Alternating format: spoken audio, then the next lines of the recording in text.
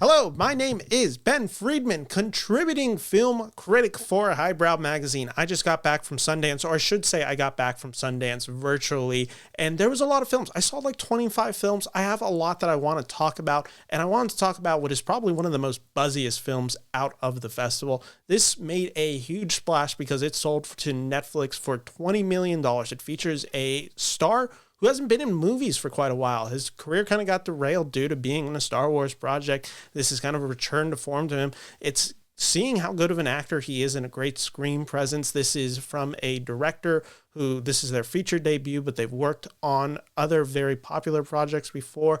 This stars a very popular young actress for a certain group, people who've watched Bridgerton, and this movie is Fair Play. I have a lot of thoughts about it. We're going to jump into it. Thank you all for checking out this video. If you do like this review, remember to like and subscribe. My name is Ben Friedman, and let's talk about Fair Play.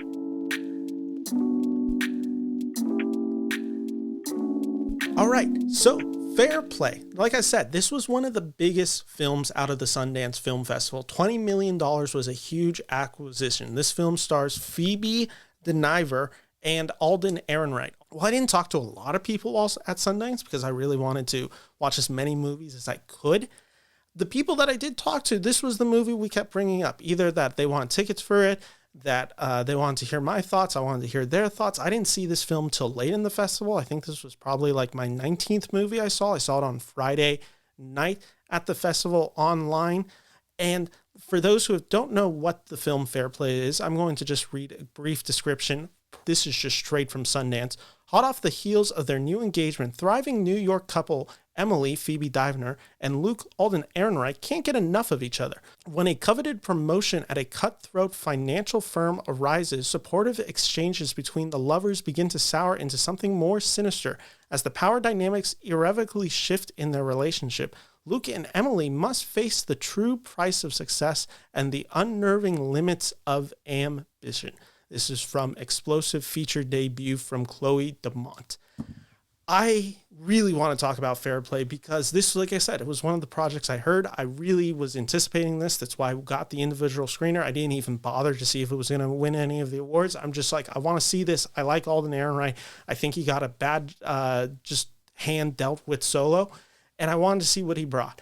And I was not disappointed with Alden Ehrenreich in this movie. He is great in Fair Play. I think he is such a unique actor. He is able to do something very interesting where it is you feel bad for this character, and yet he's kind of an a-hole the entire movie.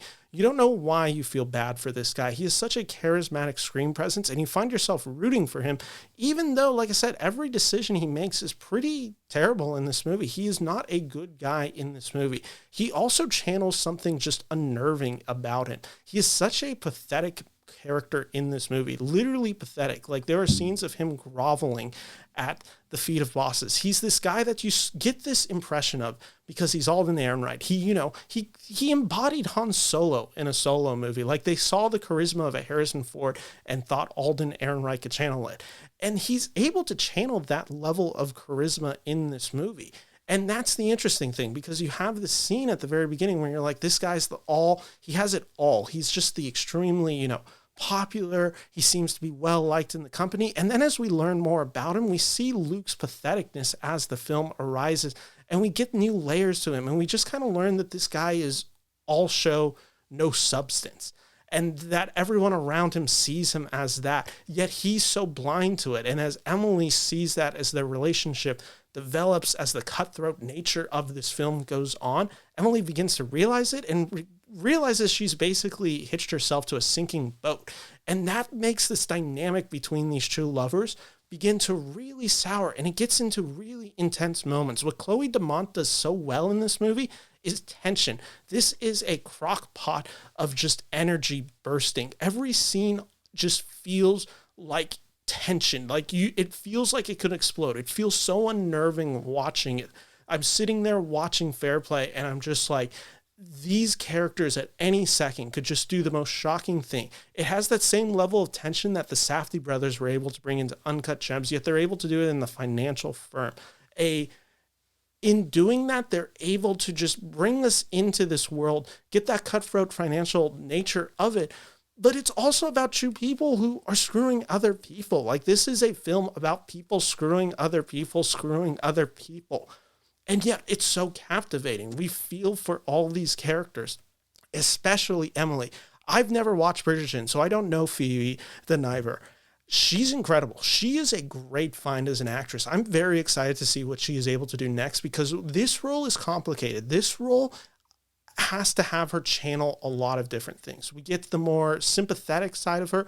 We get the really nasty financial aspect of it. She goes up against actors such as Eddie Marsan, who plays the financial boss. You know, this guy's the ultimate prick. This guy is truly cruel. He's truly just a sexist misogynist. He is everything that kind of embodied in Wall Street, and she goes up against him, and we see his influence shape her, and we see how that sours the relationship between her and Luke. And that's when the film really is at its best, when it's exploring the power dynamics shifting and ever turning. That's when this film is just so incredible to watch. And it's just a pressure cooker the whole time. Every scene gets more and more uncomfortable. As Luke's psyche begins to just unravel, and just with Emily, there's these moments of just tension between them where they keep poking at each other, they keep fighting, and it's these little things. Nothing ever feels explosive in this movie, truly, and like there's a shouting match, there's all that. That doesn't really happen in this movie for the large majority of it. It's very much these subtle movements. It's very much just these, shrugs that they give each other, the movements of each other's heads, not making eye contacts. That's where the tension is found in this film. And it's this delicate nature that the performers are able to capture, along with Chloe Domont's really great script, that this movie really works in some very unforgettable ways.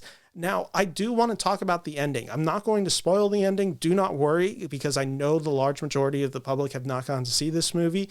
I will say the ending didn't fully connect with me, but I understand what Domont was doing. I think I question some of the choices they made with the character of Emily, especially as it relates to the character of Luke. Especially, there is a sequence that takes place in a restaurant bathroom that I found a little off-putting, and I don't know if it fully worked in the film, and specifically not that element of it, but the aftermath of that was where I was a little confused. I thought the film bit off maybe a hair too much more than it could chew. Regardless, it's ambitious. That's what I really liked about this film. This is a very straightforward psychological thriller, kind of an erotic thriller, but I would definitely lean more psychological. It has hints of Fatal Attraction, Basic Instinct, but it plays much more mind games than those. It's a very much going to be a crowd pleaser. I would not be surprised if this becomes a huge hit on Netflix. I really think people are going to respond to this. And I think this is just a welcome return to these actors, getting to see Alden Ehrenreich and getting to just see the star power of Phoebe Dynevor. I'm really excited to see what Chloe Domont has next. And Fair Play was one of my favorite films out of the festival. I can't recommend this film enough. When Netflix does release it, check it out. This is going to be a big hit. And I think this is going to bring back kind of this erotic thriller, mind games, psychological aspect of films. Films, like I said, like Basic Instinct, like Fatal Attraction. Deep Water tried to do this last year with Ben Affleck and Ana de Armas. It doesn't get there. This is far more interesting and does succeed in really great, wonderful ways. So make sure when Fair Play comes out, check it out, because this is a good movie. This is a really, really good movie that I highly recommend. 3.5 out of 4 stars from me, Ben Friedman. Anyway, thank you all for watching this video. My name is Ben Friedman. If you like this video, make sure to like and subscribe to the Beniverse. Your support always means the world to me. Thank you all for watching. Take care and bye-bye.